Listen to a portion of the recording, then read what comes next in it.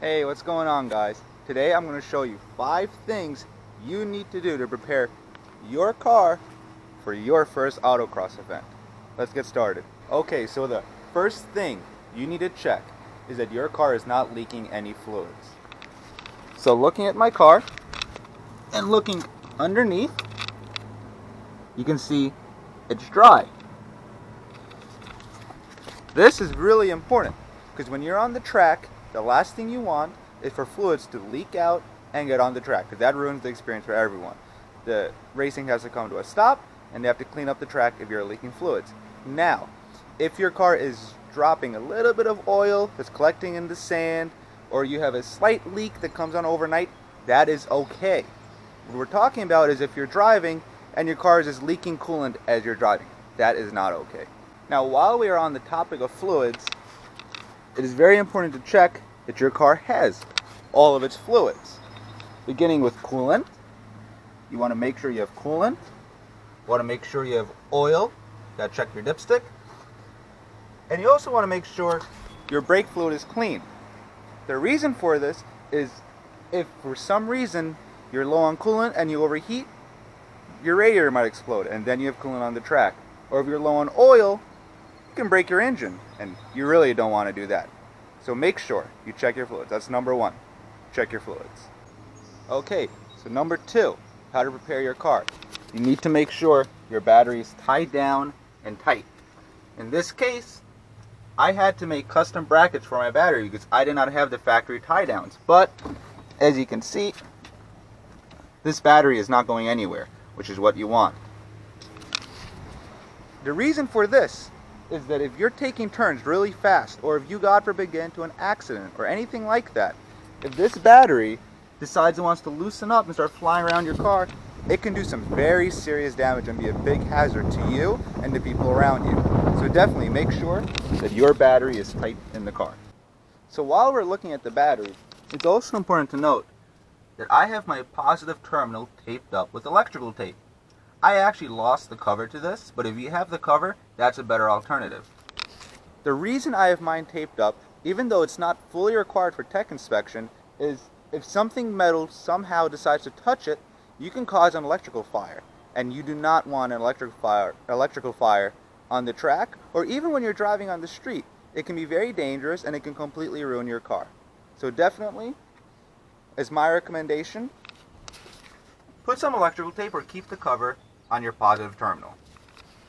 So that's number 2. Alright, so for number 3, we're going on the inside of the car. So for number 3, you want to make sure that you have no loose objects inside your car. And this basically means anything. You don't want floor mats, you don't want pens, you don't want loose change. Everything has to come out. So if you look at my car, I don't have floor mats, nor do I have a carpet, but that's a separate story. I don't have loose change.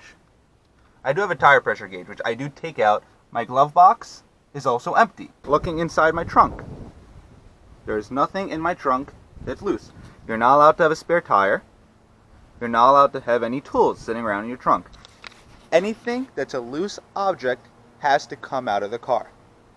Now the reason for this is when you're taking turns really fast and you're making aggressive maneuvers at the autocross or at the track, you do not want anything in your car that can possibly fly around or hit you or cause some kind of fire or accident. And this has happened before where someone left a can of WD-40 in their car and it rolled around and it actually did catch on fire and caused the car to catch on fire, which is an extremely big hazard at any event. So definitely make sure your car is free from anything inside. You don't want tools, spare tires, carpets, anything. Glove box, empty. Although these things seem very minor, it is very important to keep your car empty. That's number 3. Okay, so for number 4, we're back in the engine bay.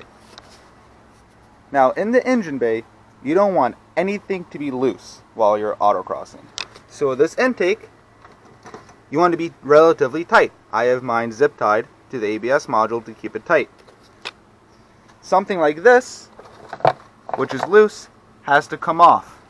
that, when you're taking turns very fast, can come off, and not only can it be a distraction to you, it can also be a hazard. So that, whenever you do tech inspection, has to come off. Loose wires like this are not the smartest thing to have.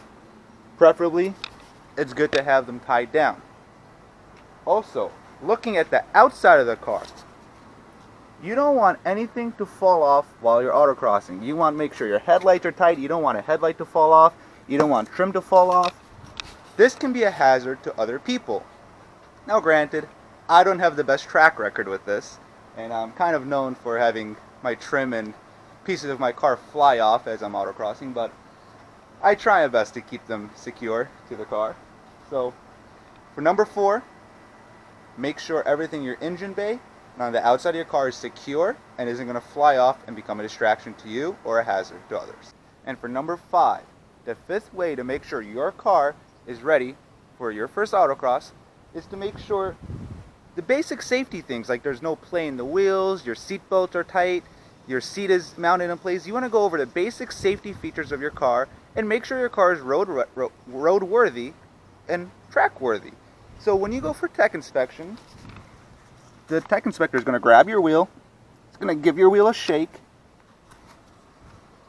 He's going to give your front wheel a shake. And he's going to make sure there's no play in the wheels and you're not going to cause a dangerous situation for yourself when you're on the track. Also,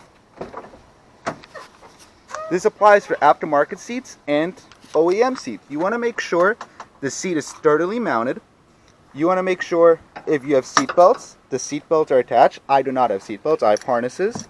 And if you have harnesses, you want to make sure they are in date. Mine are rated until 2021. So they are in date and good to go. Although these things seem very basic, all the time you see people coming in with cars with wheels which are not tight, lug nuts which are loose, suspension which is completely blown out and very dangerous for road use and track use, and just improperly prepared cars. So that's number 5. Make sure your car is safe and roadworthy before you go to autocross. Those are my 5 tips to make sure that your car is ready for your first autocross event. Now, it is important to put out that I am not a tech inspector. I'm just your average person who likes to go autocrossing or likes to go to the track. So the things I mentioned are ultimately up to the discretion of the tech inspectors, because they're the ones that are going to be going over your car and making sure that it is safe to go on the track. Now, autocross is a ton of fun and you have a great time doing it, always. So when you go there and you pay the entry fee, the last thing you want to do is get turned down from tech. That's a big disappointment. So if you follow these tips, should be good to go for your first autocross event. If you found this video helpful, please leave a like, comment, leave me some suggestions, and if you want to see more, let me know. I'll be glad to do more. Thank you guys for watching. See you next time.